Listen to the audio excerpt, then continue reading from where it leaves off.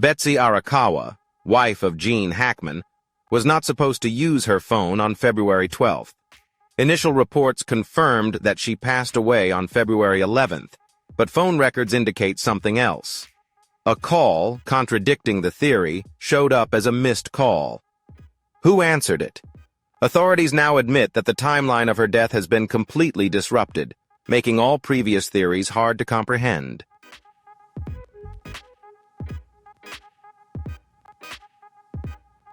If Betsy truly passed away at dawn on February 12th, then what really happened? Could it have been a mistake, a system error, or a haunting mystery within the Hackman household? As the truth began to unravel, the story became strange and hard to swallow. This is my humble offering. I can't swear that I know for certain. But if these speculations are correct, then the Hackman story has much more to tell.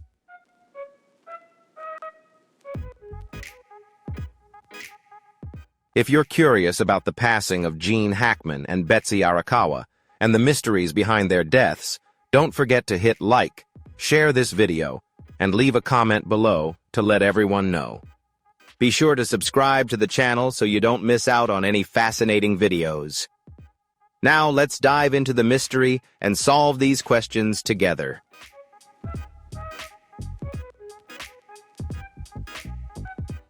On February 26, 2025, in Santa Fe, New Mexico, the passing of Hollywood giant Gene Hackman and his wife Betsy Arakawa Hackman shocked the media and fans worldwide. It all began simply. Betsy was said to have overcome the rare illness of hantavirus pulmonary syndrome on February 11th. A week later, Gene also passed, no longer in pain from heart disease, worsened by Alzheimer's. Everything seemed to be in order.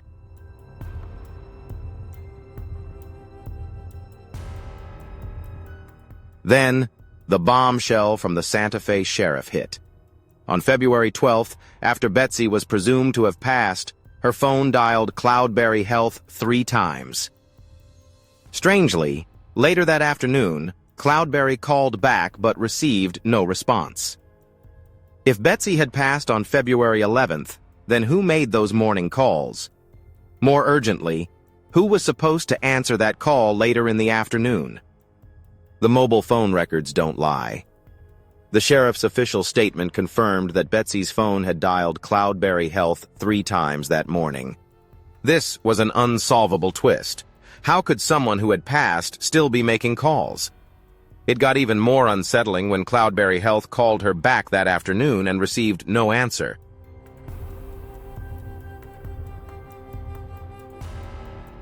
But if Betsy had passed away, why was her phone still active? Reversing the timeline.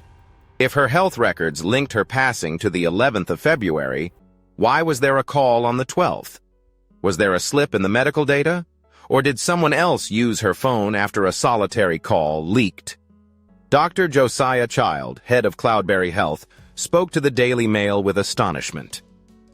Mrs. Hackman did not die on the 11th of February because she called my office on the 12th, Dr. Child said. He explained that Betsy had called on the 12th to schedule an appointment. Weeks earlier, she had inquired about getting a heart test for Gene. On the 10th of February, she had declined, stating that Gene wasn't feeling well.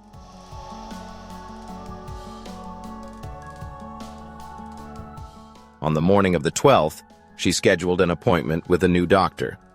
Dr. Child swore that she had no clues about the supposed virus killer. He mentioned that she showed no symptoms of respiratory illness. The appointment wasn't related to hantavirus. But the strangest part is that Betsy never showed up. When Cloudberry tried reaching her in the afternoon, silence greeted them.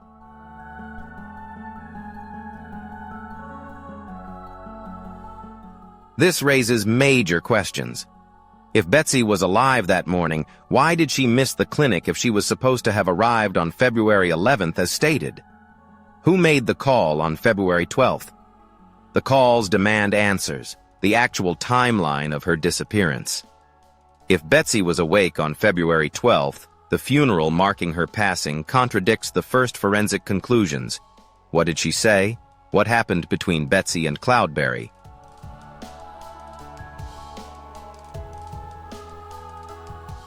Gene's health. Did it improve? Who received the ring if Betsy had passed? Who saw the call from Cloudberry? Why wasn't there a phone found on the spot? If someone else made the call, who were they and why? How do we interpret all these changes? Does it point to a hidden story? Could something have been concealed? The mysterious calls forced the Santa Fe police to revisit Betsy Arakawa. Hackman's ending is no longer neat. The call on February 12th not only disrupted the investigation, but also challenged the initial forensic conclusions.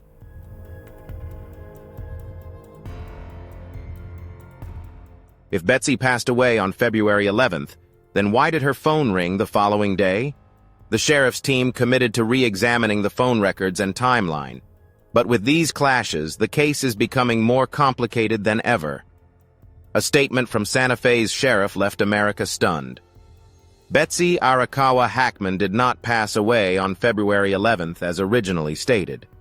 Sheriff Jonathan Ruiz stood before the cameras with a serious expression. He launched an investigation, pointing to new evidence that undermined the certainty they once had.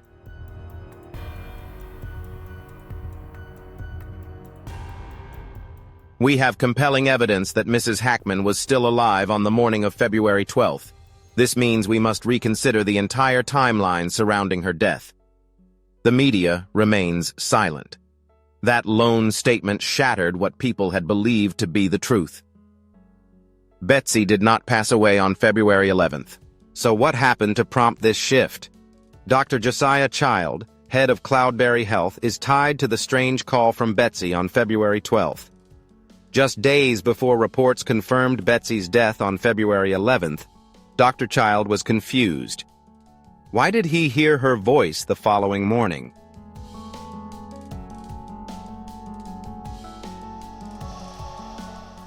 In an exclusive article in the New York Times, Dr. Child stood firm. Mrs. Hackman did not die on February 11th because she called my clinic on February 12th. Dr. Child stated that Betsy called on February 12th to schedule an appointment. A few weeks prior, she had inquired about heart scans for Gene. On February 10th, she declined, citing Gene's illness. But on the morning of February 12th, she scheduled an appointment with a new doctor. Dr. Child swore that he had no clue about the alleged virus-killing drug. He stated that she showed no symptoms of respiratory illness. The appointment had nothing to do with hantavirus. But the strangest part was that Betsy never showed up. When Cloudberry called her in the afternoon, they were met with silence.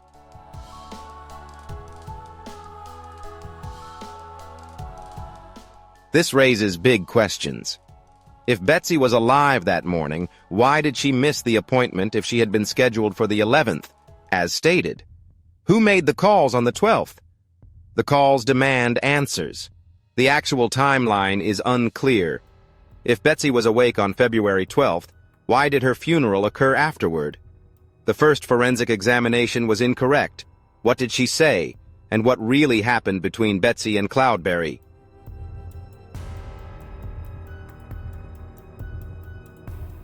Did Gene's health improve? Who received the ring if Betsy was gone? Who saw the Cloudberry call? Why was there no phone found at the scene? If someone else made the call, who were they and why? How should we interpret all these changes? Does it imply a hidden story? Was something concealed? The mysterious calls forced the Santa Fe police to return to investigating Betsy Arakawa. The conclusion of Hackman's story is no longer straightforward. That call on February 12th not only disrupted the investigation, but also challenged the original forensic conclusions.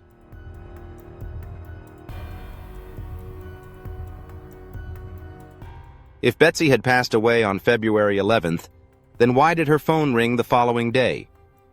The sheriff's team committed to reviewing the phone logs and timeline, but with these confrontations, the case was becoming more complicated than ever. A statement from the Santa Fe sheriff shocked America. Betsy Arakawa Hackman did not pass away on February 11th, as initially reported. Sheriff Jonathan Ruiz stood before the camera with a solemn face. He opened the investigation, pointing to new evidence that shook the previously established facts.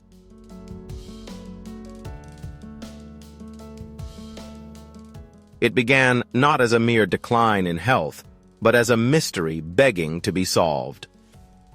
Everyone believed that February 11th was the day Betsy Hackman passed, but just one phone call turned everything upside down. She had survived that morning. After the final ring, she vanished. The urgent question remains: what really happened to Betsy Hackman after that dark dawn? On February 14, 2025, the Santa Fe police received a frantic call from Margaret Ortiz, Hackman's longtime housekeeper. Her trembling voice revealed a detail that prompted immediate action. He was still there, having breakfast as if nothing was wrong, but she didn't answer anymore.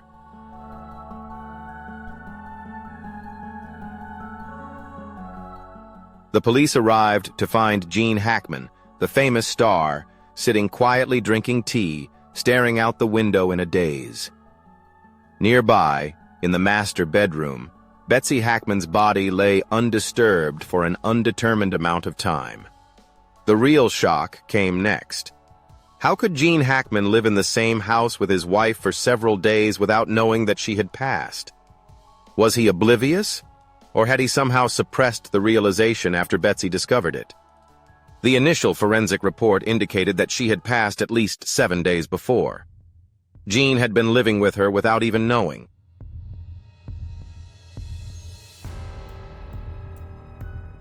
They labeled it as hantavirus, a rare disease transmitted by rodents. However, a major obstacle arose. If Betsy had contracted hantavirus and Gene stayed with her for a week, why didn't he get sick? These medical experts were puzzled by the true outcome of Betsy's condition.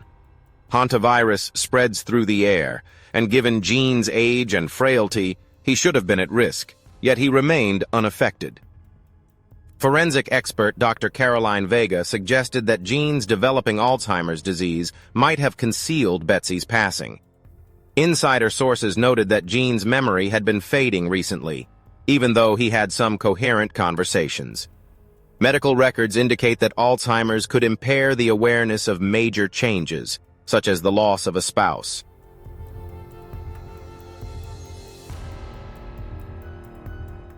However, this doesn't make sense for Gene, who had been helping Margaret Ortiz every day with preparing meals, cleaning, and sometimes chatting with Betsy. How could she have disappeared for so long that the police had to consider it? Did Gene not know, or was he being questioned? Margaret Ortiz was very worried. She said that Betsy had disappeared from her routine. She would read books in the chair every morning. After February 11th, she was gone. I asked Mr. Hackman. He said she was resting. Ortiz admitted that she trusted Gene, thinking Betsy had a minor illness. She avoided Betsy's room and just did her own work.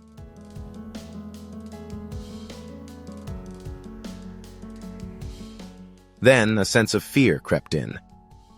On February 13th, I heard the phone ring from Betsy's room.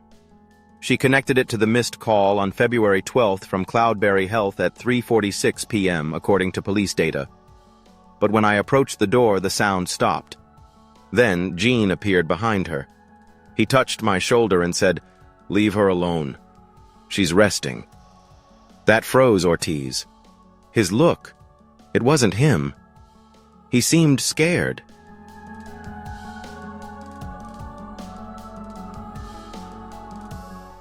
The police investigated the days surrounding Betsy to find clues. Gene remained silent for a week, not calling close friends or staff. His phone recorded a message on February 12th from an unknown sender, but he didn't respond to it. Who wrote it? More importantly, was Gene unaware of Betsy's situation, or is there something he's holding back? The police presented 3 possible theories. Gene didn't realize Betsy was gone due to Alzheimer's. But why did others fail to notice? Betsy hadn't passed on February 11th, but after cross-checking the Cloudberry calls, who was there? Was Gene being kept in the dark or manipulated? Someone must have suppressed information and cut off his connection. If Gene didn't know, Why prevent Ortiz from entering Betsy's room?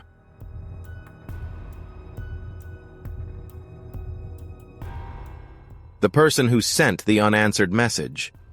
If hantavirus had affected Betsy, how did Gene avoid it? More importantly, what happened from the morning of February 12th to Betsy's complete disappearance? This story is becoming increasingly strange. A tragic slip-up or something more deliberately arranged?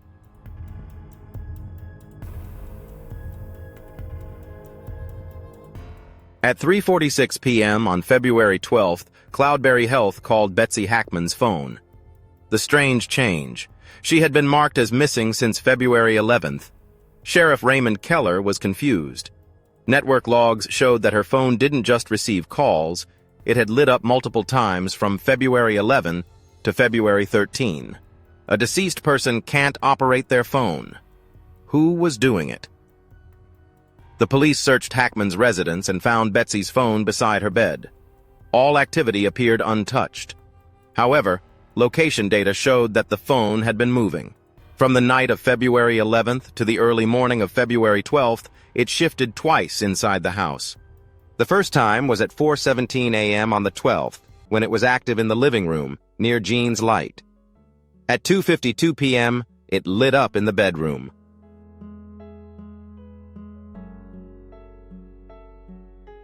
Then, 54 minutes later, the missed call from Cloudberry came through. If Betsy had passed, who was holding her phone that afternoon? The call from Cloudberry went unanswered, but the network data indicated that the phone had not been turned off. Someone might have discovered it. Dr. Josiah Child, who made the call, stated that he didn't know Betsy had passed.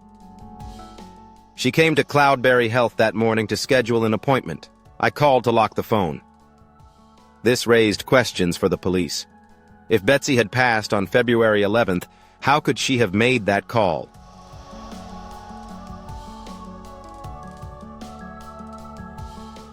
On the 12th, if the call was missed, someone must have seen it. The person who didn't answer was a stranger in the Hackman house that day. The police kept an eye on the house's security system, but Gene's assistant, Michael Henshaw, threw them a curveball. The cameras had been tampered with. On February 10th, there was a technical issue. All footage from the 11th to the 13th was gone. System malfunction or intentional deletion? Why did it coincide with Betsy's end? No videos, no alerts about Gene or Betsy for a week. This suggests a cover-up. Who wandered inside the Hackman house on the 12th? Did Gene really go alone, or did someone sneak in undetected? A shocking witness.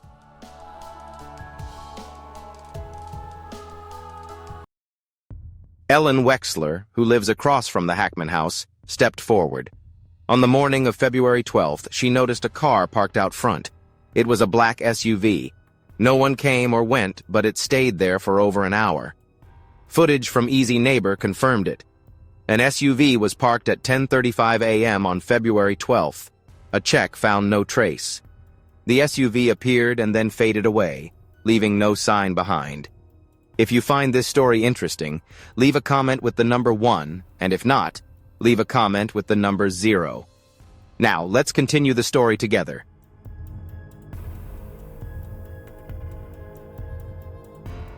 Who was inside it? How is it connected to the buzzing of Betsy's phone after she stepped out to investigate her phone? The police discovered a deleted message from that morning. Recovery software retrieved it. "We're done. We need to talk," from an unknown sender. It was quickly deleted after being sent. Who deleted it? Betsy couldn't have. If it came on the 12th, then someone else was using her phone. Who? Gene knew nothing about it.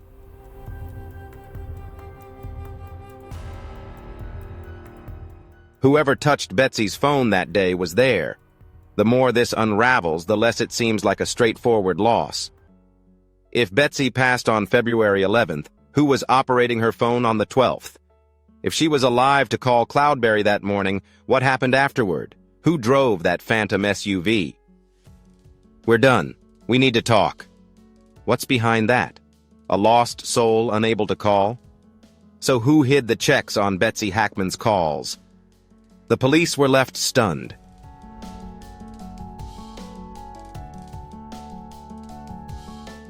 The call on the morning of February 12th from Betsy to Cloudberry Health wasn't for her.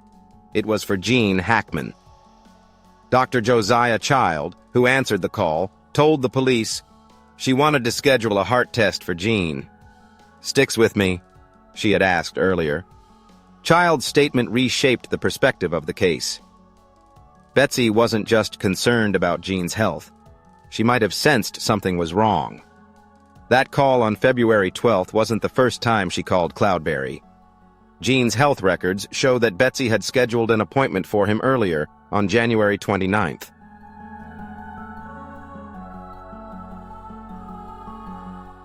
But suddenly, on February 10th, she canceled the appointment, citing that Gene was unwell. On February 12th, just 2 days later, she rescheduled. What changed between February 10th and February 12th to convince her? Why cancel one day and then pick another?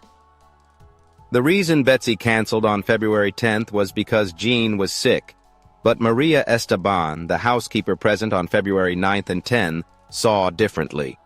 He seemed fine, having breakfast, walking in the yard as usual, not sick at all.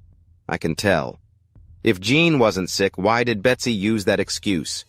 Why did she change direction on February 12th? The pediatrician added something crucial. A few weeks prior, Betsy had called about a heart test for Gene. She was truly concerned, continuously asking about potential risks without any clear symptoms.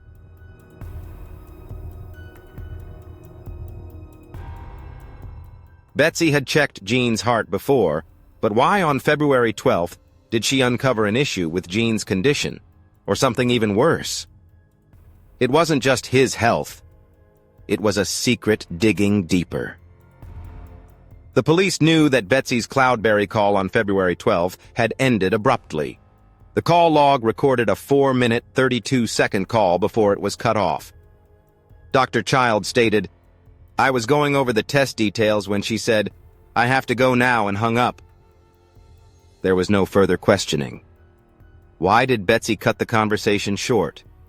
Did someone enter, hear something strange, or was it simply silence? A clue missed.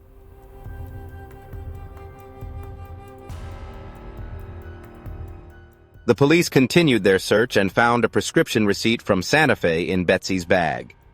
Dated February 10th, the day she dropped off Gene's first dose. Purchases included heart-strengthening medication, mild sedatives, and a home urine test kit. She had taken these items before canceling. What's going on? She had conducted her own check. Did Gene discover a reason to disregard it, or did he sense that Gene was in danger in some other way? What Betsy had gathered, evidence before the loss, suggests that she had heard something on February 10th enough to delay Gene's test.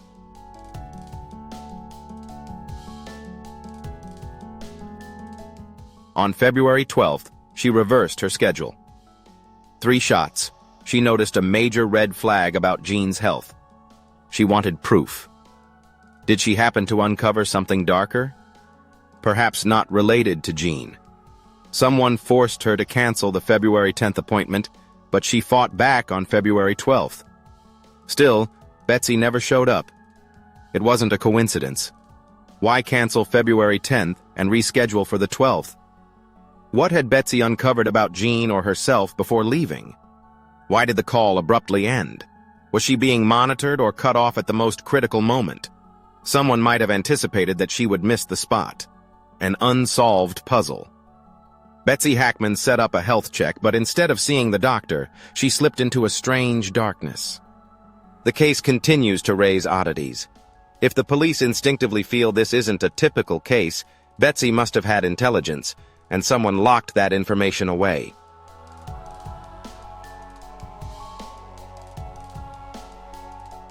Immediately after Betsy Arakawa Hackman was said to have passed away, nothing seemed amiss. An elderly woman had passed peacefully, or at least that's what everyone thought. Then, everything changed. Call logs, health records, doctor testimonies, and strange ringing noises all pointed to something different. Betsy did not pass away on February 11th as claimed. If that's true, then all the previous theories are nonsense. The strangest part of all, Gene Hackman continued for a week after. They blamed it on age, but that neat or cunning cover-up went unnamed.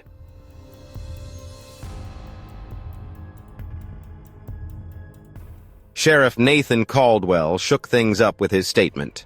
After new evidence, we are reworking the timeline. We cannot say Betsy Hackman passed away on February 11th. That revelation clarified the news. If Betsy didn't die on February 11th, why did Gene remain silent about her during that week? If she survived until February 12th, why did she leave? The burning question remains. Did Gene know the chilling truth? Every road leads to something happening between February 11th and 18, a reality that everyone is avoiding.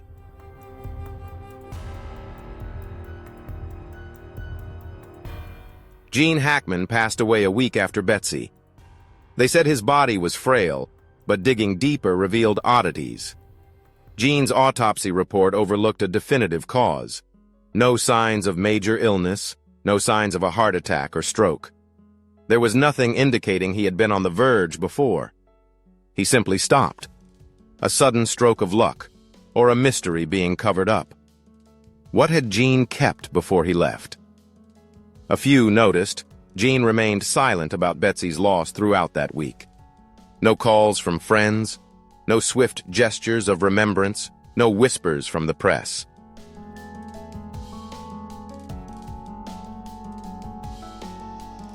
Why do insiders say that Gene was holding on to something in his final days? He mumbled things that no one understood, as if he were speaking in riddles. How did it all end? What happened during that long stretch of time? Bud said it raised something much bigger. Did Gene grasp Betsy's fate, and did it crush him? Or had he been hiding a secret in the darkest way possible? The police approached with red flags, like how Betsy's phone was still active after she was marked as deceased.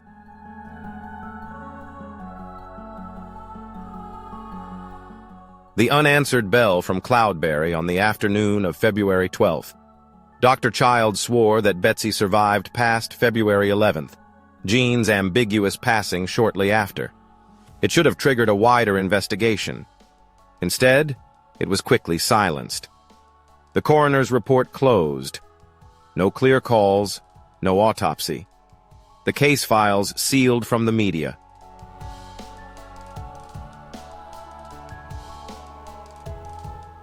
It's off. It hints at a bigger Barry. Too many things fit too tightly for Betsy. She randomly logged out on February 11th, but calls and clues indicate she was active on February 12th. Gene survived a week after Betsy. Her mother made no moves regarding her loss. He escaped, strangely.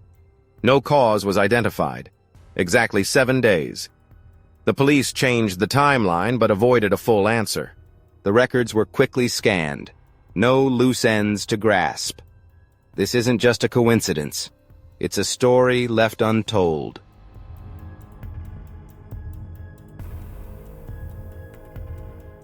One thing is certain. Gene and Betsy Hackman had intelligence. Now, both are silent forever. The most chilling part is that someone locked that truth away. Clues have been erased, witnesses gone, the police have sealed it up, but the questions still linger heavily.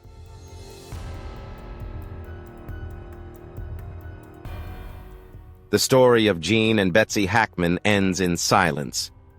Is this natural silence, or has it been planned? People might let it fade away, but those who follow closely know that it's not over yet. The truth may still be hidden, and if you search for it, you may survive to share it. This is just speculation.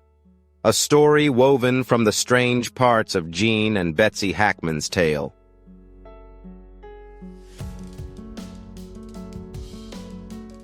It could be a pure coincidence, or a deeper truth hidden away. Regardless, the doubts still drift like echoes from the past. And it's possible that the entire answer will eventually emerge, reaching forever.